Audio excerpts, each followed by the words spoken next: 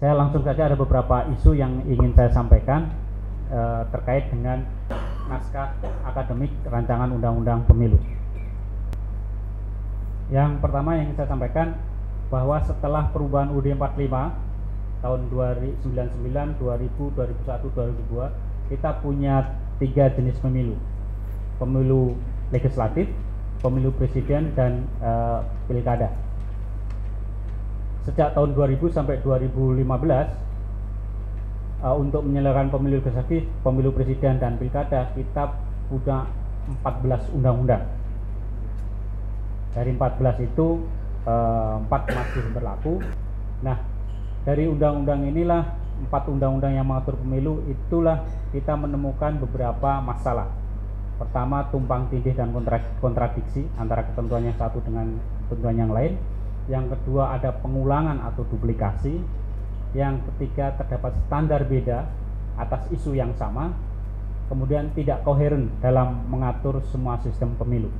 Ini yang kita temukan, sehingga kita dorong apa yang disebut dengan kodifikasi undang-undang pemilu. Jadi kita satukan semua undang-undang pemilu menjadi satu naskah yang pertama diharapkan bisa menghindari tumpang tindih, bisa menghindari pengulangan, dan standar isu yang sama, yang beda atas isu yang sama itu bisa kita hindari. Demikian juga pengaturan yang koheren bisa kita rumuskan. Nah, dengan demikian kodifikasi ini akan menjadi sebuah naskah yang koheren dan komprehensif, berdaya jangkau panjang dan lama, dan yang penting lagi mudah dipahami dan mudah diterapkan. Kalau bapak-bapak ibu punya putra di SD kelas 4 ke atas, kelas 5, 6, dan kemudian kelas SMP, SMA, itu kalau bicara soal mata kuliah PKN, itu salah satu materinya dari undang-undang. Nah, kemudian itulah yang kemudian efeknya ke pendidikan politik. Jadi kita harapkan kodifikasi undang-undang pemilu di satu pihak bisa mengatasi masalah ini, tapi di lain pihak juga bisa menjadi dokumen yang penting buat ke depan, buat pendidikan politik dan lain-lain. Nah, kenapa kodifikasi pemilu itu kita lakukan? Karena sebetulnya antara asas dan prinsip penyelenggaraan itu sama. Asas pemilu luber jurdil itu baik di pilkada, legislatif maupun presiden sama, sehingga kita lakukan itu. Yang kedua, aktor dan tahapannya sama. Dari penyelenggaranya kita tahu KPU dan kawan-kawannya, kemudian dari pengawasnya kita tahu pengawas pemilu dan kawan-kawan, kemudian dari pemilihnya sama, partai dan calonnya juga sama, dan pelaksanaan tahapannya juga sama, manajemennya sama. Kemudian model penegakan hukumnya juga sama. Yang berbeda itu hanya tujuan dan sistem berbeda, sehingga perlu dikoherensikan. Jadi dari sisi tujuan itu memang beda. Tujuan pemilu legislatif, tujuan pemilu presiden dan pilkada itu memang beda-beda, tetapi justru disitulah yang harus dikoherenkan, sehingga undang-undang ini menjadi satu paket yang utuh. Nah, untuk itu maka kita harus bikin naskah akademik dulu. Naskah akademik adalah naskah hasil penelitian dan pengkajian hukum yang itu menjadi dasar untuk membuat rancangan undang-undang pemilu. Ini dasarnya adalah Undang-Undang Nomor 2 Tahun 2012, Undang-Undang tentang pembuatan peraturan perundang-undangan. Naskah akademik menjadi dasar dari pembentukan rancangan undang-undang, dan naskah akademik kita bikin sesuai dengan ketentuan Undang-Undang 12 Tahun 2011 tadi: pendahuluan, kajian teoritis dan praktis, evaluasi dan analisis undang-undang terkait, landasan filosofis, sosiologis dan yuridis, serta arah jangkauan dan ruang lingkup. Ini intinya sebetulnya di bab 5 dan terakhir bab penutup. Nah, kalau kita bicara pemilu, cara undang-undang pemilu, maka cara pengaturannya adalah seperti ini. Berangkat dari asas pemilu dulu, tujuan pemilu, terus prinsip penyelenggaraan pemilu. Kita mengatur 4 isu ini: aktor, sistem, manajemen, dan hukum. Dari situ kita pecah menjadi buku 1 sampai buku 8. total jenderal ada 650-an pasal, karena ini 4 undang-undang kita satukan. Buku ke-1 ketentuan umum, ini terdiri atas 2 bab. Buku kedua tentang aktor, ada penyelenggara, pemilih, peserta, dan calon. Buku ketiga mengatur sistem pemilu nasional dan pemilu daerah. Buku keempat ini pelaksanaan tahapan, mulai dari pendaftaran pemilih sampai pelantikan masing-masing tahapan. Kemudian buku kelima tentang penegakan hukum, terdiri dari penanganan perkara dan penyelesaian perselisihan. Buku keenam partisipasi masyarakat, itu jenis-jenis partisipasi dan kelembagaannya. Kemudian buku ketujuh tentang sanksi. Nah, ini yang berbeda. Di sebelumnya sanksi itu hanya di pidana saja. Kita jadikan 2, sanksi administratif dan sanksi pidana, kita pisahkan. Kemudian buku ke-8 tentang ketentuan peralihan dan penutup.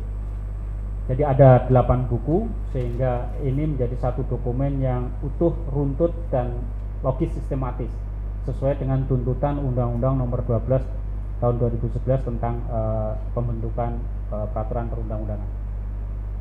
Asas, tujuan, dan prinsip penyelenggaraan, ini yang beberapa yang penting. Asas kita sudah tahu, luber judil, ini yang mendasari pelaksanaan pemilu kita semua.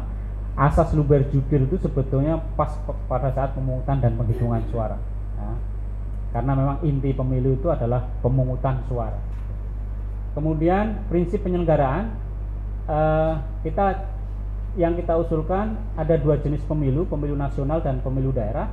Pemilu nasional untuk memilih presiden dan wakil presiden, anggota DPR dan DPD. Pemilu daerah untuk memilih gubernur, wakil gubernur, anggota DPRD provinsi, bupati dan wali kota, dan anggota DPRD kabupaten kota. Kemudian kalau kita selisih dari tujuan pemilu, itu bisa kita lihat dari sisi proses dan hasil. Tujuan pemilu ini kita rumuskan dari undang-undang yang ada. Jadi kami dari tim kodifikasi nyaris tidak membuat tujuan yang baru. Ini kita ambil dari undang-undang yang sudah ada. Kalau lihat dari sisi prosesnya, itu ya berjalan secara langsung, umum, bebas rahasia, jujur, dan adil. Dengan penekanan 1, mempermudah pemilih dalam memberikan suara. Tujuan yang kedua, menyederhanakan jadwal penyelenggaraan. Tujuan yang ketiga, mengefisiensikan biaya penyelenggaraan. Dan tujuan keempat, menyeimbangkan beban penyelenggaraan. Kemudian kalau kita lihat dari sisi hasil, yaitu orang-orang yang terpilih, presiden, anggota DPR, DPD, gubernur, DPRD provinsi, bupati, wali kota, dan anggota DPRD kabupaten kota, adalah ada 4 juga. 1, meningkatkan partisipasi politik rakyat. Maksudnya setelah terpilih, orang-orang ini, lembaga ini mampu mendorong, meningkatkan partisipasi politik rakyat, sehingga hubungan antara pemilih dan calon terpilih itu tidak putus. Tujuan kedua, menciptakan sistem presidensial yang efektif. Ini dirumuskan di berbagai undang-undang. Tujuan ketiga, menyederhanakan sistem kepartaian di parlemen. Tujuan keempat, memperkuat dan mendemokrasikan partai politik. Nah, ini bicara soal partai politik peserta. Beberapa isu yang penting, partai politik peserta pemilu. Ini pemilu anggota DPR dan pemilu anggota DPRD. Pemilu anggota DPR itu pesertanya partai politik yang memiliki kursi DPR atau memiliki kursi DPR di 50% lebih DPRD provinsi atau kabupaten kota, atau partai politik yang memiliki ambang batas 1% suara pemilu DPR terakhir. Sementara pemilu anggota DPRD, partai politik yang memiliki kursi DPRD provinsi atau partai politik yang memiliki kursi DPRD kabupaten kota di 50% atau lebih di provinsi yang bersangkutan, atau partai politik yang memiliki ambang batas 1% suara pemilu DPRD provinsi di pemilu terakhir.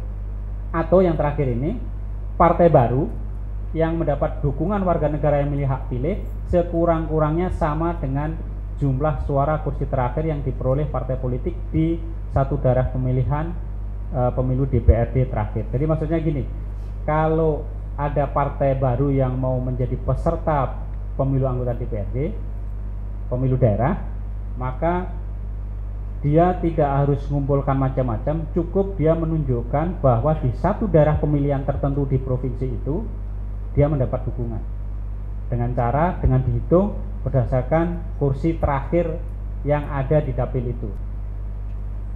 Selanjutnya, ini isu penting juga, sistem pemilu nasional. Ini ada beberapa variabel. Waktu penyelenggaranya sama antara DPR, DPD, dan Presiden. Kita lakukan di satu sesi namanya pemilu nasional.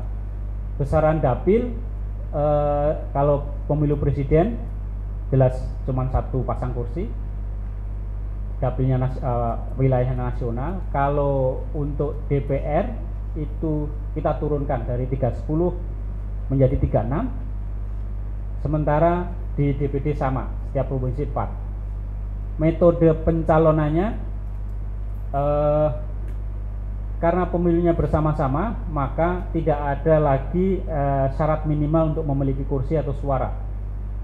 Setiap partai yang menjadi peserta pemilu DPR itu berhak mengajukan calon presiden dan wakil presiden.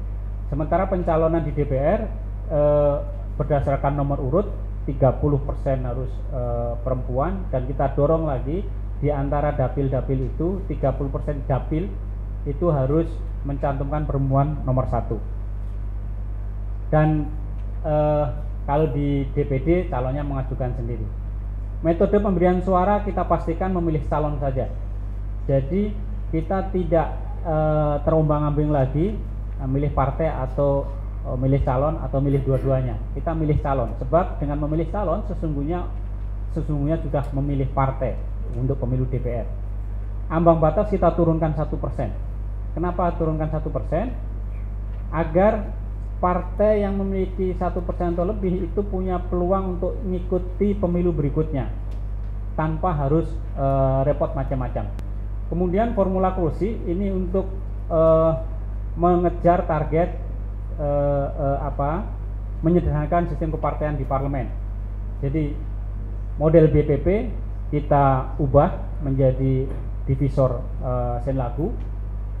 Kemudian yang presiden sama sebagaimana di undang-undang 50% atau lebih dan mutlak. Kalau tidak ada ya putaran kedua. Kemudian penetapan calon terpilih untuk DPR suara terbanyak. Ini yang anggota pemilu sistem pemilu DPR di provinsi, kabupaten, kota hampir sama. Sekarang isu yang terakhir yang disampaikan prinsip penyelenggaraannya. Ya. Pemilu itu kita selenggarakan dengan prinsip seperti ini. Bapak Ibu, kalau baca undang-undang pemilu itu tidak ada pengertian yang tegas antara penyelenggaraan dengan pelaksanaan. Itu tumpang tindih, dipakai seenaknya oleh pembuat undang-undang. Nah, kita melalui kodifikasi ini mau luruskan bahwa yang namanya penyelenggaraan itu terdiri atas penyusunan peraturan, perencanaan dan penganggaran, persiapan, pelaksanaan, pengawasan, penegakan hukum, pelaporan dan evaluasi. Sementara kalau kita bicara tahapan itu hanya bagian dari pelaksanaan saja. Jadi pelaksanaan pemilu itu terdiri atas beberapa tahapan, mulai dari pembentukan daerah pemilihan, pendaftaran partai politik peserta pemilu, pendaftaran pemilih, pendaftaran calon, kampanye, pemungutan dan penghitungan suara, penetapan hasil dan pelantikan. Nah, ini kita clearkan. Jadi istilah atau nomenklatur penyelenggaraan dengan pelaksanaan kita kasih pengertian secara clear, jelas.